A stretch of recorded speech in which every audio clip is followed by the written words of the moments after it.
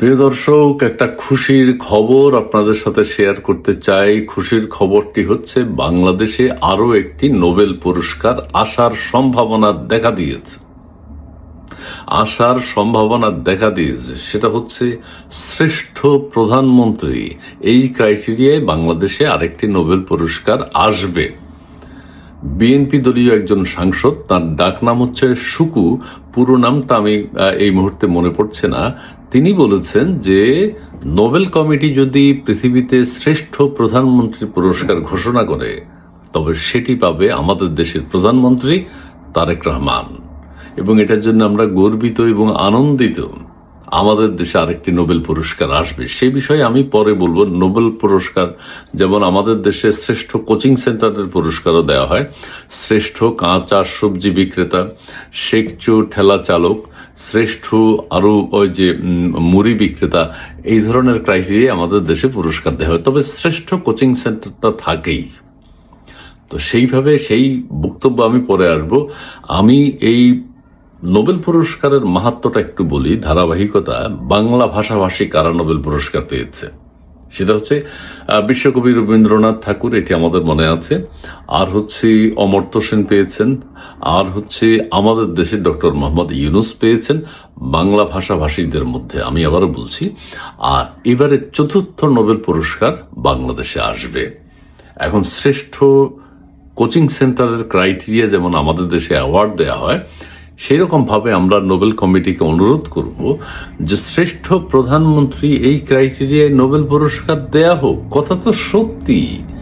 একজন প্রধানমন্ত্রী বা প্রেসিডেন্ট সারা পৃথিবীতে যারা আছেন তারা অনেক কষ্ট করেন, নির্ঘুম রাত কাটান, দেশের মানুষের জন্য চিন্তা ভাবনা করেন, কি করলে দেশের উন্নতি হবে, কি করলে দেশকে আরো আগানো যাবে, এগুলো তারা ভাবেন। নোবেল কমিটি এতদিন এটা রিয়েলাইজ করতে পারেনি, এখনো পারছে না। এখন আমাদের এমপি সাহেব, শুকু সাহেব, তিনি এটা কথাটা যেহেতু তুললেন, এখন নোবেল কমিটি এটা বিবেচনা করতে হবে। সত্যিই তো পৃথিবীতে শ্রেষ্ঠ প্রধানমন্ত্রী ক্রাইটেরিয়া যদি নোবেল পুরস্কার দেওয়া হয় তাহলে সেটা বাংলাদেশে চলে আসবে, এবং আমাদের এটা বিরাট প্রাপ্তি। আমরা ধন্য, আমরা এগিয়ে যাচ্ছি চতুর্থ নোবেল পুরস্কার। তবে একটা কথা এখানে বলতেই হবে, ডক্টর ইউনুস সাহেব কিন্তু সেটা স্বাভাবিকভাবে নেবেন না।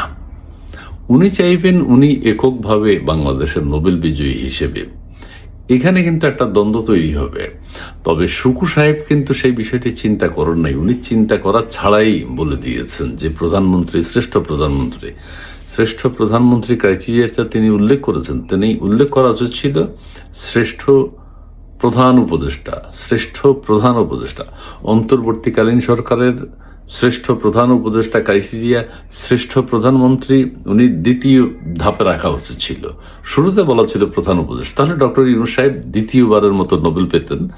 তবে হ্যাঁ, আমরা দেশের মানুষ হিসাবে আমরা ইগনোর করছি না। আমরা বলছি যে হ্যাঁ, প্রধানমন্ত্রী হিসেবে যদি বা ইউনুস সাহেবকে আমরা থামাবো, ইউনুস সাহেবকে আমরা কন্ট্রোল করতে হবে, বোঝাবো যে আপনি পান নাই, কিন্তু বাংলা ভাষাভাষী আপনার আরেক ভাই পেয়েছে, আপনি পেলে দ্বিতীয়বার হয়ে যেত বাংলাদেশের নোবেল পুরস্কার।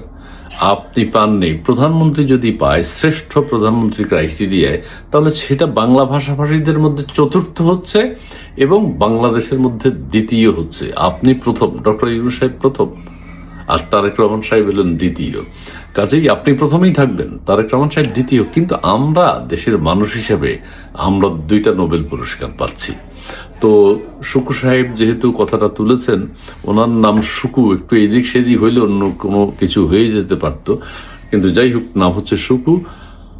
তিনি যে কথাটার উদ্রেক করলেন, নোবেল কমিটির কাছে আমরা সেটা অবশ্যই প্রেরণ করব।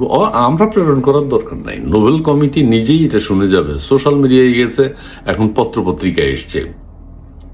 আমি সোশ্যাল মিডিয়ায় গতকাল দেখেছি যে শ্রেষ্ঠ প্রধানমন্ত্রী যদি কোনো ক্রাইটেরিয়া থাকে সেটা তারেক রহমান সাহেব পুরস্কার পাবেন, সেটা শুকু সাহেব বলেছেন। সোশ্যাল মিডিয়ায় দেখেছি, আমি বিশ্বাস করতে পারিনি এই নোবেল। আমার পরদিন দেখলাম ইত্তেফাকে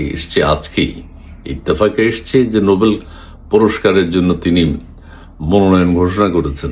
শুকু সাহেবকে ধন্যবাদ। নোবেল কমিটি বিষয়টি চিন্তা করবেন, এবং ইত্তেফাকে আসার পর আমার বিশ্বাস হলো যে না, সত্যিই তো বাংলাদেশে নোবেল আরেকটি আসার, দ্বিতীয় নোবেল আসার সম্ভাবনা দেখা দিয়েছে।